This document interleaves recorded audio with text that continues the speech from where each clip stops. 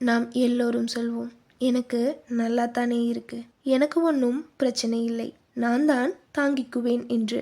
ஆனால் உள்ளுக்குள் ஏதோ ஒரு சத்தமில்லாத அலை மெதுவாக நம்மை தின்று கொண்டிருக்கும். அதன் பெயர்தான் மன அழுத்தம், ஸ்ட்ரெஸ். மன அழுத்தம் என்பது பலவீனம் அல்ல, அது ஒரு நோயும் அல்ல. அது நமது உடலும் மனமும் சொல்லும் எச்சரிக்கை மணி. ஆனால் நாம் அந்த மணியை கேட்க தவறும்போது அது பெரிய புயலாக மாறிவிடுகிறது. இன்று அந்த புயல் வருவதற்கு முன் அதன் ஆரம்ப அறிகுறிகளை எப்படி அடையாளம் காண்பது என்று பார்ப்போம். உங்களுக்கோ உங்கள் அன்புக்குரியவருக்கோ இந்த அறிகுறிகள் தென்படுகிறதா என்று கவனியுங்கள். மன அழுத்தம் ஒரு நாளில் வருவதில்லை, அது மெல்ல மெல்ல ஊர்ந்து வரும் கொடி. ஆரம்பத்தில் பிடித்துவிட்டால் அதை விரட்டுவது சுலபம். ஆனால் அது வேரூன்றிவிட்டால் பின்பு அதை அகற்ற பல மடங்கு சக்தி தேவைப்படும். இந்த ஆரம்ப அறிகுறிகள் தெரிந்தால் நாம் சரியான நேரத்தில் பிரேக் போட்டு நம்மை காத்து கொள்ளலாம். முதல் ஆரம்ப அறிகுறி, தூக்கத்தில் மாற்றம். நீங்கள் சோர்வாக படுக்கைக்கு செல்கிறீர்கள், ஆனால் மூளை ஓடிக்கொண்டே இருக்கிறது. நாளைய வேலை, நேற்று சொன்ன வார்த்தை, அடுத்த மாத கடன் எல்லாம் சேர்த்து உங்களை விழித்திருக்க வைக்கிறது.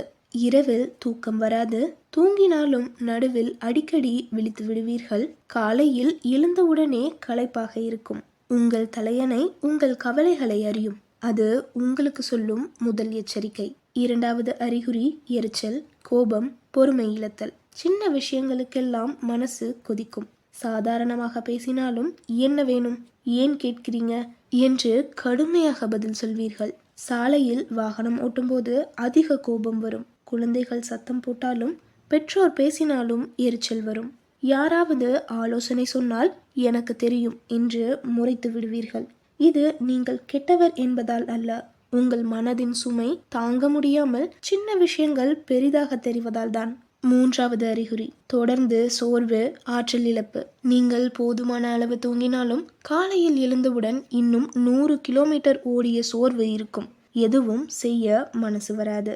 வேலையில் கவனம் செலுத்த முடியாது. சாப்பாடு கூட எடுத்து வைத்துக் கொள்ள சோம்பல்.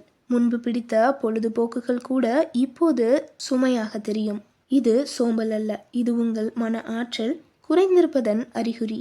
நான்காவது அறிகுறி, உடல் வலிகள், உபாதைகள். மன அழுத்தம் நேரடியாக நம் உடலை தாக்கும். மருத்துவ பரிசோதனைகளில் ஒன்றும் கண்டுபிடிக்க முடியாது, ஆனால் வலி மட்டும் இருக்கும். தலைவலி, கழுத்து வலி, தோல்வலி அடிக்கடி வரும். நெஞ்சு பகுதியில் ஏதோ அழுத்துவது போல இருக்கும். வயிற்றில் எரிச்சல், அஜீரணம், மனச்சிக்கல், திடீர் திடீர் என்று வியர்த்தல், நடுக்கம். உங்கள் மனம் வாய் திறந்து சொல்ல தயங்கும் போது உங்கள் உடல் கத்தி சொல்லும். அந்த குரலை கேளுங்கள். ஐந்தாவது அறிகுறி, அதிகமாக தப்பிக்கும் பழக்கங்கள், எஸ்கேபிசம். பிரச்சனைகளை எதிர்கொள்வதற்கு பதிலாக அதிலிருந்து தப்பிக்க முயற்சிப்போம். சமூக ஊடகங்களில் மணிக்கணக்கில் ஸ்க்ரோல் செய்வது, அதிகமாக மது, புகைப்பழக்கம் அல்லது அதிக காப்பின். நாட்கள் முழுவதும் டிவி, ரீல்ஸ் பார்ப்பது, எனக்கு ஒன்றும் பிடிக்கவில்லை என்று எல்லாவற்றிலிருந்தும் விலகி இருப்பது. தப்பிப்பது தற்காலிக நிவாரணம் மட்டுமே, அது பிரச்சனையை தீர்க்காது, மாறாக அதை ஆழமாக புதைக்கும். ஆறாவது அறிகுறி, சாப்பாட்டில் திடீர் மாற்றங்கள். மன அழுத்தம் நமது பசியையும் பாதிக்கும். சிலருக்கு சாப்பிடவே பிடிக்காது, சிலருக்கு அதிகமாக, குறிப்பாக ஜங்க் ஃபுட், இனிப்புகள் சாப்பிட வேண்டும் போல் தோன்றும். சாப்பாடு தொண்டையில் இறங்க மறுக்கும், அல்லது மனசு நிறைய சாப்பிட சொல்லிக்கொண்டே இருக்கும். சர்க்கரை, கொழுப்பு நிறைந்த உணவுகளின் மீது இயங்குதல். இது உங்கள் மன அழுத்த ஹார்மோன்கள் உங்கள் பசி சமிக்கைகளை குழப்புவதால் தான். ஏழாவது அறிகுறி, அதிகப்படியான எதிர்மறை சிந்தனைகள், சுய சந்தேகம். எல்லாமே தவறாக போகிறது என்று தோன்றும். சின்ன தவறுக்கு கூட உங்களை நீங்களே குற்றம் சாட்டிக் கொள்வீர்கள். என்னால் முடியாது, நான் போதாது போன்ற எண்ணங்கள். மற்றவர்களின் வெற்றிகளை பார்த்து நம்மை ஒப்பிட்டு வருந்துவது. எதிர்காலத்தை பற்றி மட்டுமே கவலைப்பட்டு கொண்டிருப்பது. எல்லாம் வீண் என்ற உணர்வு. உங்கள் மனது உங்களை பற்றி பொய் சொல்ல ஆரம்பித்து விட்டால் அது ஆபத்தான அறிகுறி. சுருக்கமாக, மன அழுத்தத்தின் 7 ஆரம்ப அறிகுறிகள். முதலாவது, தூக்கமின்மை அல்லது தூக்கத்தில் குறுக்கீடு. இரண்டாவது, அதிக எரிச்சல், பொறுமை இழப்பு. மூன்றாவது, தொடர் சோர்வு, ஆற்றல் இல்லாமை. நான்காவது, விவரிக்க முடியாத உடல் வலிகள். ஐந்தாவது, தப்பிக்கும் பழக்கங்கள். ஆறாவது, பசியில் மாற்றங்கள். ஏழாவது, எதிர்மறை சிந்தனைகள், சுய சந்தேகம். இந்த அறிகுறிகள் உங்களுக்கோ உங்கள் நண்பருக்கோ குடும்பத்தினருக்கோ தென்பட்டால் என்ன செய்வது? முதலில் அதை ஒப்புக்கொள்ளுங்கள். எனக்கு மன அழுத்தம் இருக்கிறது என்று சொல்வது பலவீனம் அல்ல, வலிமை. பேசுங்கள். நம்பிக்கையான ஒரு நண்பர், குடும்ப உறுப்பினர் அல்லது ஆலோசகரிடம் உங்கள் மனதை திறந்து பேசுங்கள். சிறிய இடைவெளி. ஒரு நாள் விடுமுறை எடுத்து உங்களுக்கு பிடித்த இடத்தில் சிறிது நேரம் செலவிடுங்கள். உடற்பயிற்சி, நடைப்பயிற்சி, 10 நிமிட நடை கூட உங்கள் மனநிலையை மாற்றும். தொழில்முறை உதவி தேவைப்பட்டால் தாராளமாக நாடுங்கள்.